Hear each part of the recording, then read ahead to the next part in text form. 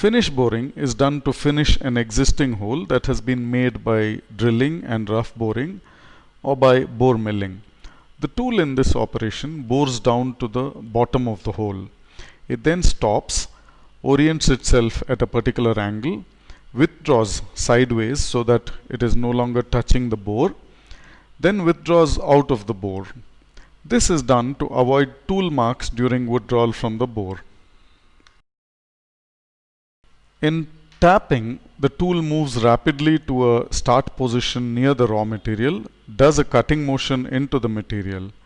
The spindle then reverses and the tool does a cutting motion out of the material.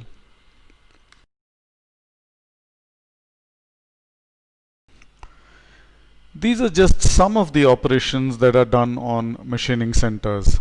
This list shows the full list of milling operations possible.